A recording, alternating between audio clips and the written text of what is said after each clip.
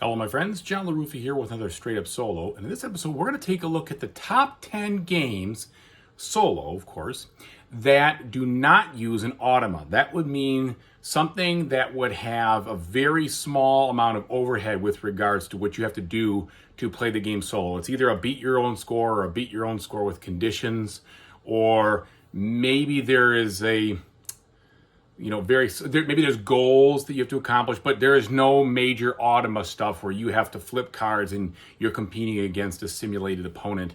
Really, in this game, it's mostly a compete against getting to some kind of condition, goal, or otherwise. Now, I will say this before we start this. I'm going to leave out a major bunch of games that I think have fantastic beat your own score or achieve a level of, performance, so to speak, and that is almost every game by Uwe Rosenberg. And I've already done a top 10 Uwe Rosenberg game, solo game video, and it would be too much overlap, so I'm going to leave them out. But just realize that of all of those, that my real, there's just a champion amount of great top 10 beat your own score like games that Uwe Rosenberg has done. So check out my video on those if you want to see that. But I'm going to exclude those from this to branch out a little bit. All right, so let's get started. My number 10 is going to be Findorff. So Findorff is a newer game this year, or maybe like last year, however you want to look at it. And in this game, it's all about optimizing what you're trying to do. You have a little, I'll just call it like you're trying to rebuild this town, right? And you could take these actions here, which basically are all about trying to optimize how much do you build, when do you build it, what cards do you build, how many people do you bring in, and also like how many of each turn can you take, how many of each action can you take, and you can invest in that. It's a really cool optimization economic game that's very hard to beat. You have to at least get 700 points or $700 if you want to look at it. I still have not yet to do it, but it's a lot of fun. You're playing against a specific condition where the town is kind of advancing the game, and that's it. So you're not simulating any opponent.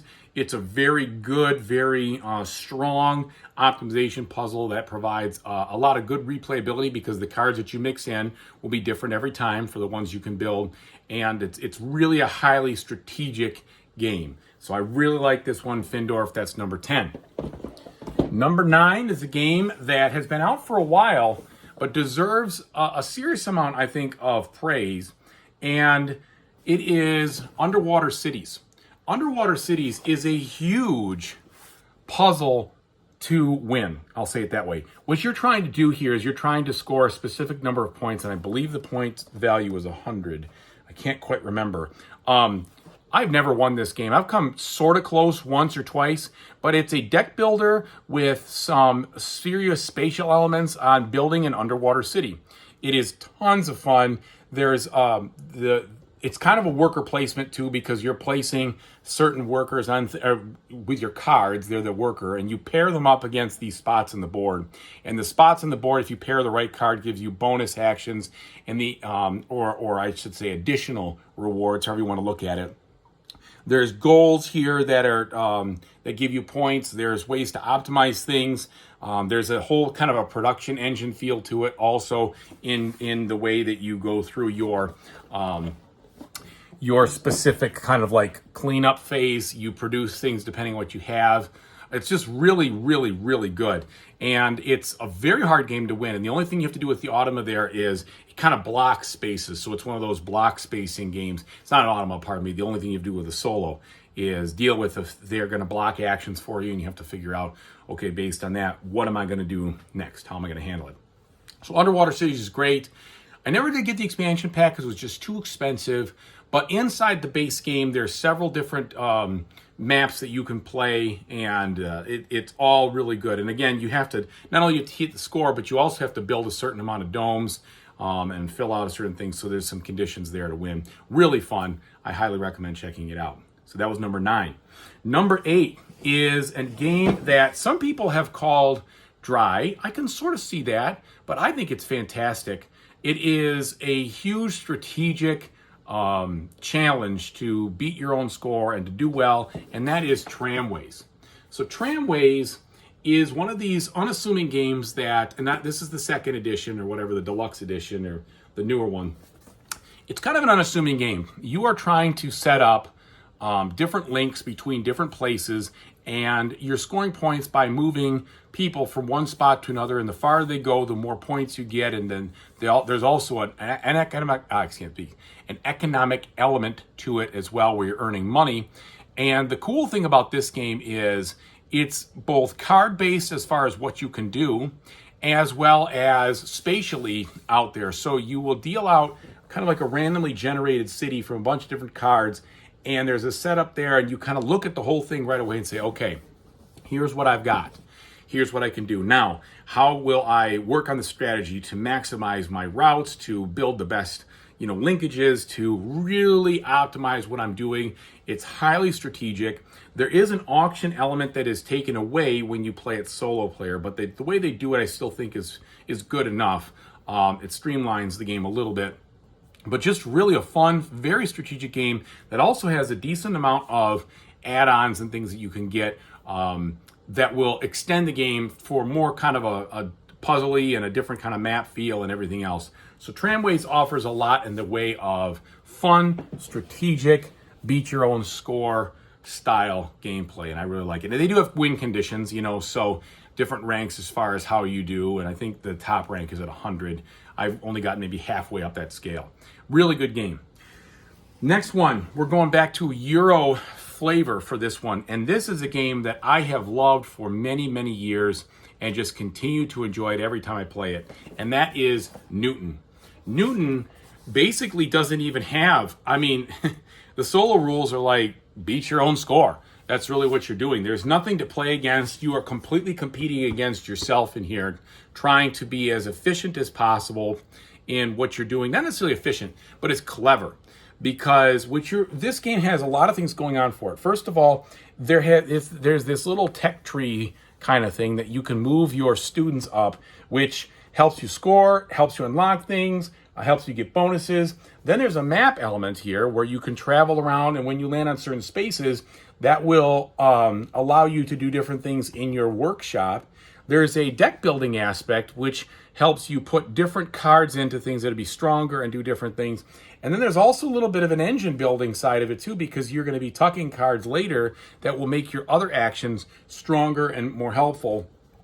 And there's a spatial element too, where you're kind of activating different things in these spots here to get different points and to cover stuff up. Just a really, really great blend of all sorts of different Euro mechanics that I really enjoy.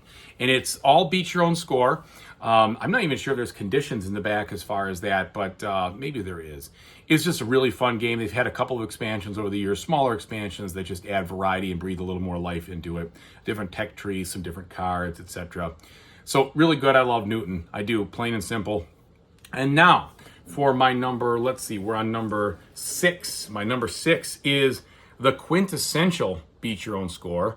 As a matter of fact, it's like the highest scores are not even known. It's such a puzzly game, and that is Roads and Boats and etc. This is a big, big box with nothing to show you on the back, unfortunately. It's one of these Splotter classics that went out of print for a long time and then came back a few years ago. It is rather expensive, but this game provides an old school feel for do whatever you want sandbox style gameplay in the most pure way I've ever seen.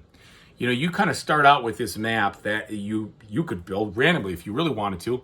You can get different scenarios. There's several in the box, and there's some that are specifically set up for solo, and they've got people around the community who have achieved certain scores and have kind of said, like, this is the best one that we can think of how to do, and can you beat it?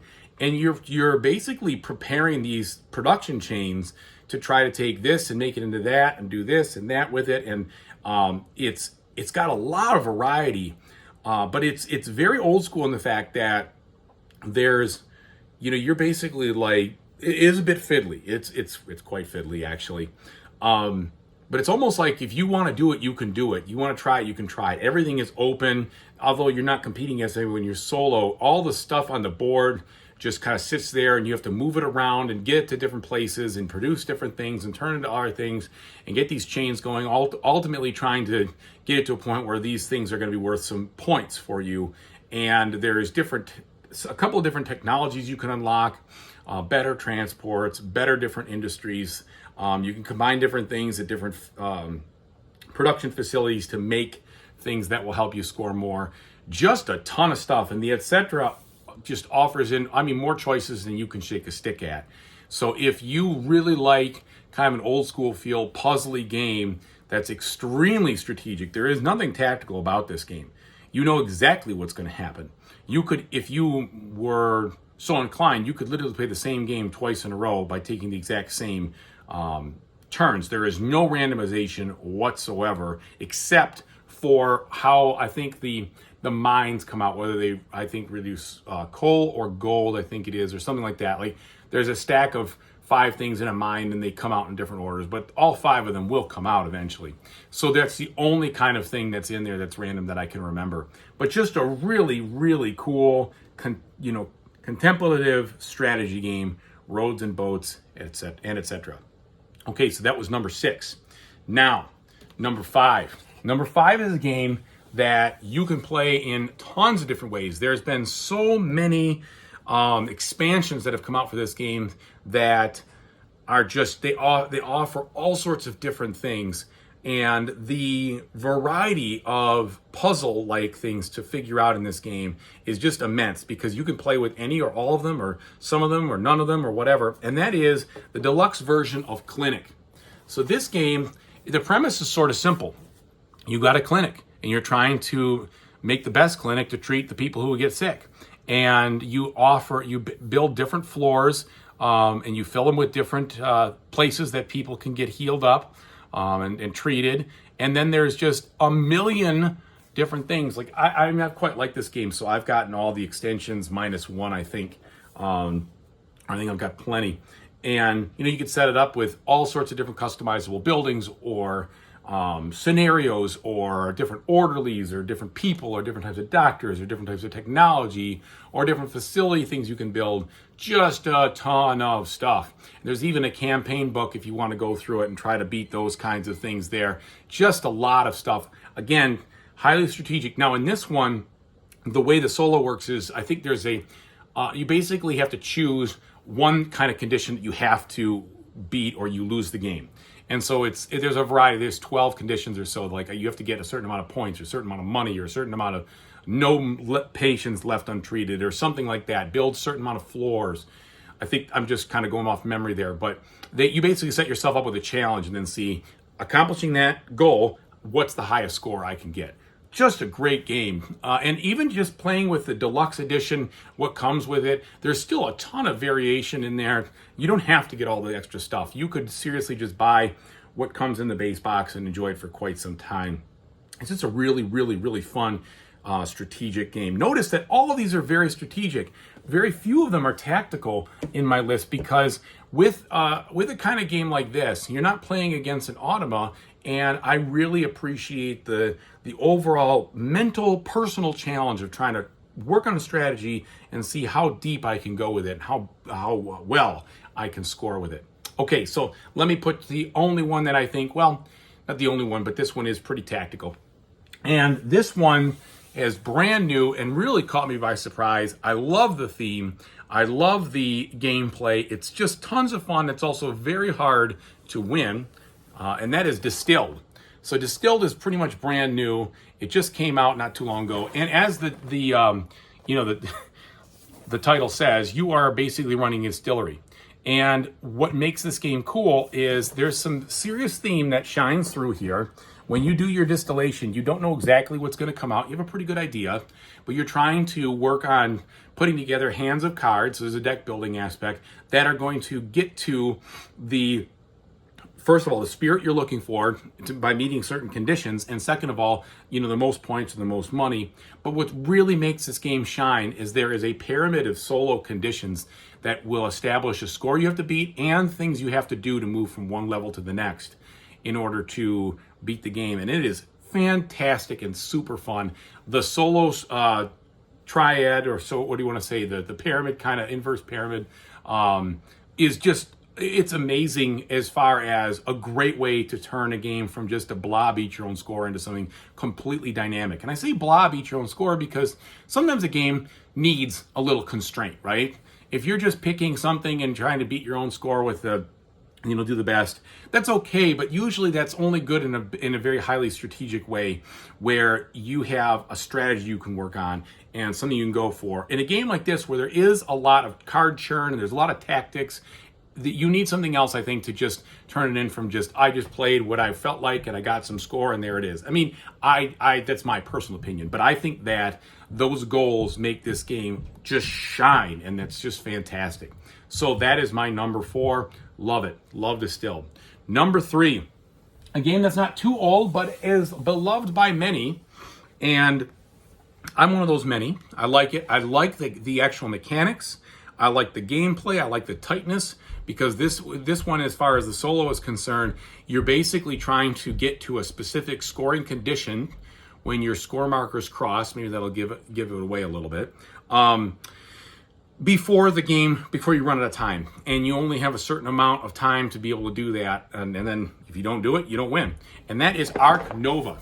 So Arc Nova is one of these games that I think probably is best with fewest players. I mean, I love it playing with just solo. And what you're doing is you're trying to build a zoo with these different cars with different things inside of it, and you have these action cards that, depending on when you take them, will be more and more powerful the deeper they get into your queue. And that's a ton of fun. You've got a serious amount of strategy in this because you can kind of play into some of these bonus cards that will give you big scores. And what you buy as far as what the cards you get out of the tableau is really going to feed into that. I just really like Arc Nova. There's tons there. There's a lot of different boards you can use that are in the base game, but there's also a smaller expansion out there that gives you more boards, and just a ton to explore. The cards are very, there's a ton of variety in there. There's a lot of different mechanics. There's a lot of different categories and things. Lots to do in this game. Very fun. And even though the cards come out, so you don't know exactly what you're going to get, there is a tactical element to it. It's mostly a strategic game where you mostly are working to try to figure out how you can best do your actions in a specific way to get what you need done. Really, really good game. Okay, number 2 gets the silver medal for me. This one is truly a beat your own score, but it has conditions, and it has the automa here isn't really an automa at all. It's just when you roll certain things, you cross off spots and kind of advance the dummy player, so to speak, to give you a little bit of competition in what you're doing. But that is Twilight Inscription.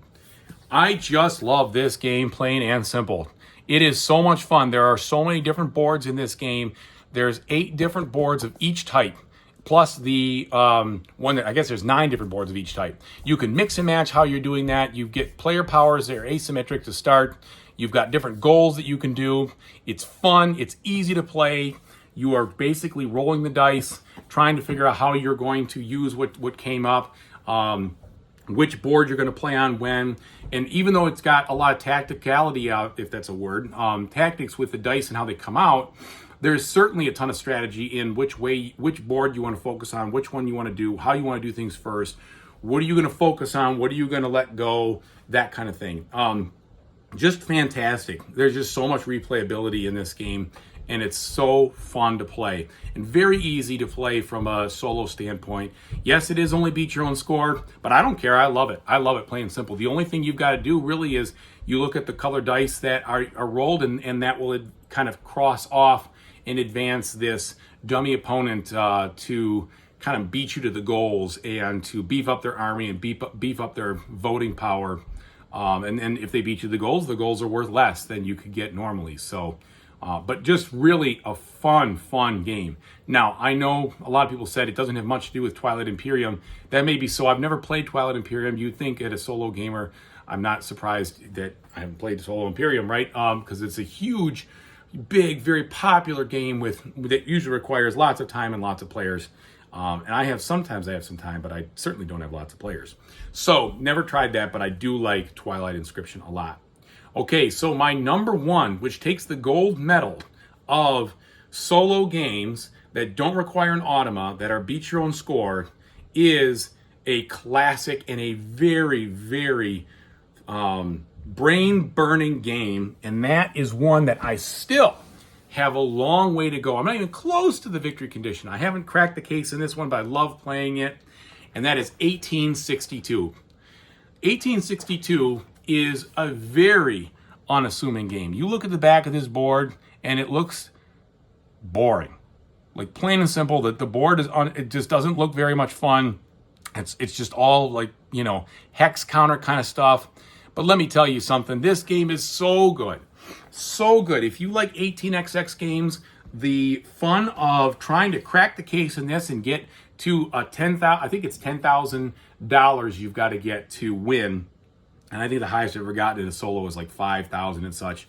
It's one of those games that really ramps up. So the difference between, you know, that 9,000 or something is it really hits a very exponential curve there. And it's all about stock market manipulation. It's about trying to figure out how you're going to do the best runs with your trains, when to buy trains, when not to buy trains. Highly, highly strategic. The tactical part of it comes with regards to the actual market. So the market where you're buying your stocks and potentially selling them or doing whatever you're going to do there comes up kind of randomly, and it's a little mini game in and of itself of kind of moving around different piles to be able to get certain things to come up. I've done a full playthrough of this in 2 parts. If you're interested, you can watch that, take a look. It's not a new game. It's a very old game, comparatively speaking, to other ones. But just a gem if you love very cerebral-like games. And it's a hugely economic game, right? So if you don't like economic games, if you don't like stock market kind of manipulation or getting shares and paying dividends, it's very, very math-based. You're probably not going to like this one, right? It's not a Euro game like that. It's a genre in and of itself, 18xx games. And I have played it multiplayer. It's a lot of fun that way too, but it is extremely satisfying solo-wise. So those are my top 10 that do not require an automa, that are beat your own score or get to a condition or whatever. And again, I really appreciate you watching. If you haven't already, like and subscribe to my YouTube channel. I appreciate all the support you guys have given. I hope these games some of these are new to you and you get inspired and say, hey, I want to check that out. Maybe that's cool. Or if you have other ones, feel free. I'd love to hear your comments. Again, all the Uwe Rosenberg games I think are just fantastic. I got to pepper those in around here too, but I've already done a good top 10 video on that, and I don't think I need to have the overlap. So thanks so much for watching. Really appreciate it. Whatever you decide to play in the future, I hope you have a fantastic time doing it. Take it easy, everybody.